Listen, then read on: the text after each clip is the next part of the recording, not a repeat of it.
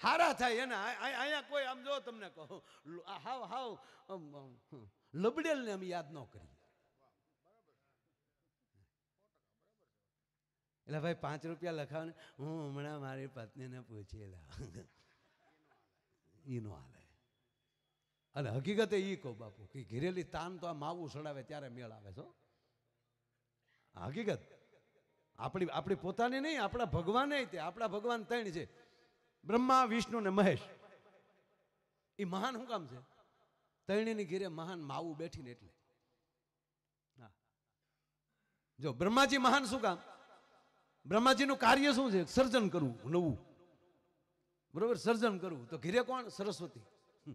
જેની ઘેરે સરસ્વતી મીઠું બોલવા વાળી ભવાની બેઠી હોય ને સાહેબ, એનો પતિ સર્જન કરીએ કે બાકી ઘેરે ગયા ન ઉપાડા લીધા નથી, કેમ ફોન નહોતા ઉપાડતા ને કેમ તમે ક્યાં ગયા હતા. અહીંયા સર્જન ન થાય, વિસર્જન થાય.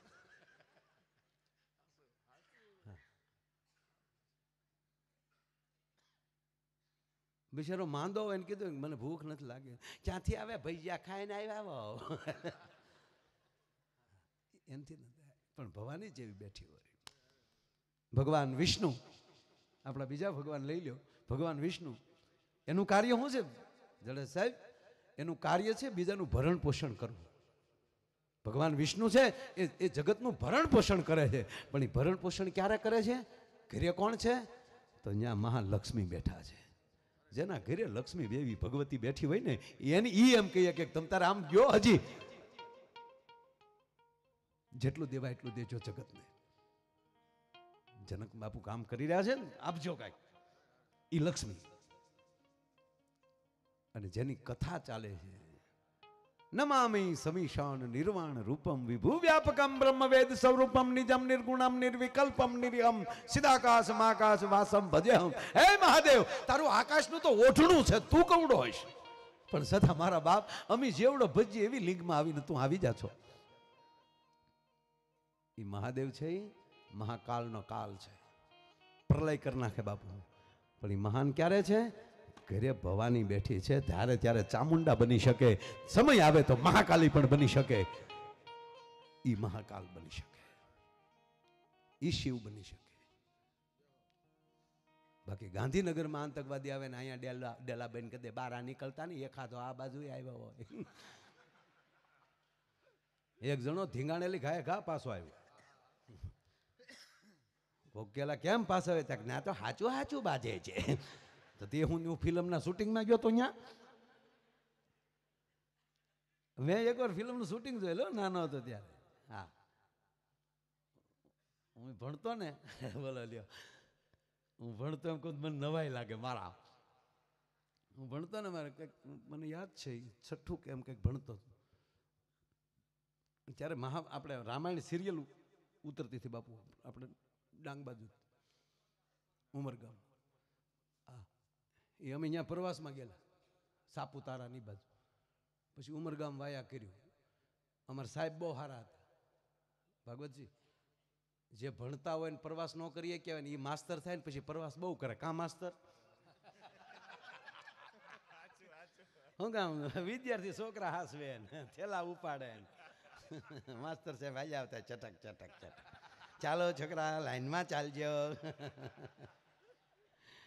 અને અમારા સાહેબ બહુ સારા, બહુ એટલે બહુ.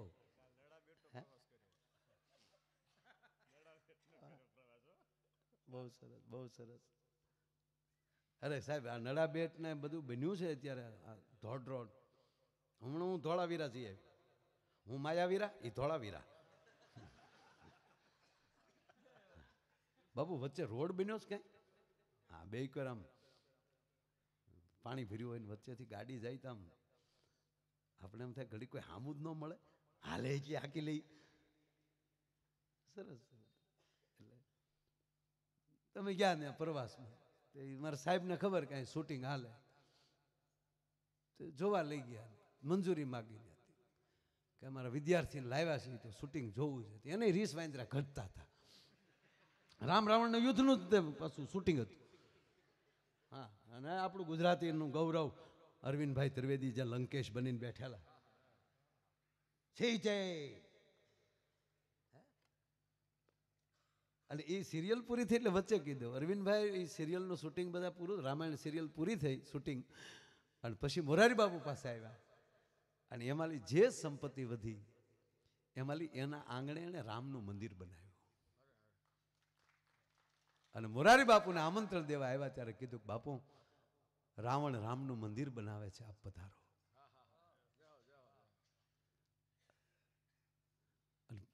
એ અરવિંદભાઈ ત્રિવેદી બાપુ રોઈ પડ્યા કે બાપુ હું રોજ રામની માફી માગતો, કારણ કે મારે તુકારા કરવાના આવે અને હું રોજ રાજ્ય રોવ રામ હામો કે મારા નાથ હું પાત્ર ભજવવા માટે કરું છું, મારું ખોટું લગાડતો નહીં. આ કલાકારો આપણા સાહેબ શું આ દેશની પાસે સંપદા પડી છે. અને અત્યારે રાવણ શબ્દ લઈ તો અરવિંદભાઈનો શેરો યાદ આવે, કારણ કે આપણે ઓલા રાવણને નથી જોયું. આ દેશનો કલાકાર એક સાહેબ રાવણ બનીને આવે તો આબે હું બની જતો હોય તો એ હકીકતનો રાવણ કેવો હશે. એટલું નહીં, અમારા ભાવનગરમાં એક નાટક કંપની નાટક રમવા માટે આવે ને 18 ભાદરના ધણીને કહે મારા બાપ હે ઠાકર અમારે નાટક રમવો છે, મૂળજી આશારામ નાટક કંપની. હા હું આવીશ જોવા, બાપુ પધારજો.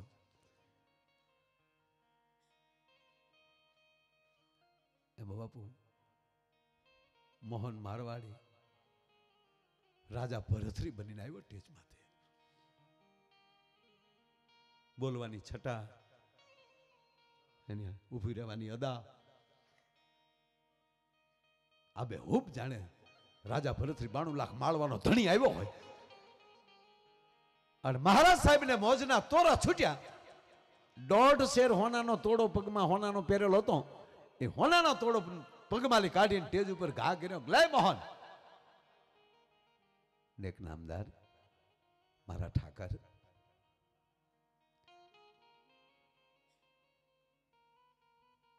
કોકને કયો ને બાપુ આ લઈ લે કે મોહન હું તારી માથે આફરીન છું. બાપુ વાત સાચી, પણ કોકને કયો લઈ લે. મતલબ તું કલાકાર છો મોહન? બાપુ કલાકાર હાચો, હું સ્ટેજ થી નીચે ઉતરીને આ જીભે તારા તળિયા ચાટી લઈ. પણ બાપુ માફ કરજો, મારી માથે સિરતાજ રાજા ભરથરીનો છે. તમે ખાલી 18 ભાદરના ધણી છો, 92 લાખ માળવાનો ધણી થી સ્ટેજ માથે આવ્યો છું. અત્યારે હું દાન લાવું તો મેં વે ભજવો ન કહેવાય, મેં વે લજવો કહેવાય. સાબાસ સાબાસ સાબાસ. તેથી ભાવેણા ઠાકોરે કીધું તો આ ગરીમાં અમારી પાસે પડી છે. એવું જ અમારે વનરાજસિંહ બાપુ રાયજાદા ન્યા બાપુ રાસની સરસ મજાનો રાસનો કાર્યક્રમ રાખ્યો કાન ગોપીનો. અને અમે મોરારી બાપુ ગયા એટલે તમામ માણસો જે રમતા હતા એ બધા બાપુના દર્શને આવ્યા. કેવલ ગોપીઓ નહીં જતા બધા, કૃષ્ણજી નહોતા આવ્યા. અને એમાં ભીમો કરીને મેરનો દીકરો બાપુ રાધા થયો, એ પડદા અડોવીએ. બાપુ જેવું પૂરું થયું અને ઓઠડાનો ઘા કરીને પન્યું માથે બાંધીને આવ્યો અને બાપુને પગમાં પડી ગયો. બાપુ માફ કરજો, ત્યારે હું રાધાજી હતો એટલે હું નહોતો આવી ગયો તમારી પાસે. સાહેબ આ ગરિમા, આ પાત્રો જે ભજવવાની જે તાકાત છે એ માથે ઓઢિયો ઢળીને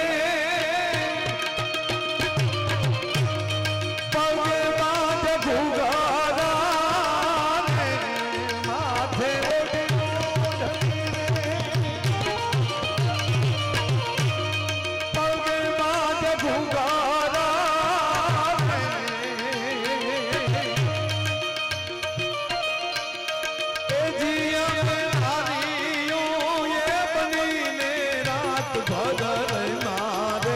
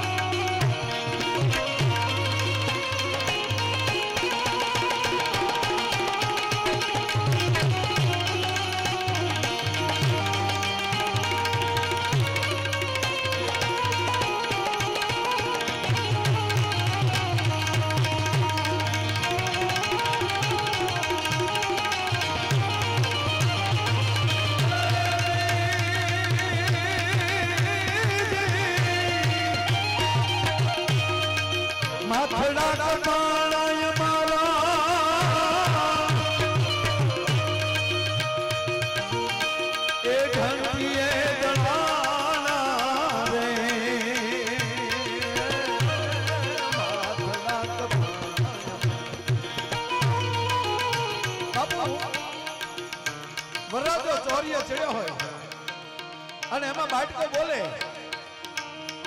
કે ગાયું વળાલી છે, દુશ્મનો ગામવાળી ગાયું વાળી જાય છે. તો કાંઈ ઈ જાનબા આવ્યા હોય ઈ કાંઈ જેવા તેવા ન હોય, પણ ઓલો વરરાજો હોય ને ઈ એમ કે કાળ વયો જાય ને કેણી રહી જાય. માથડા કટાય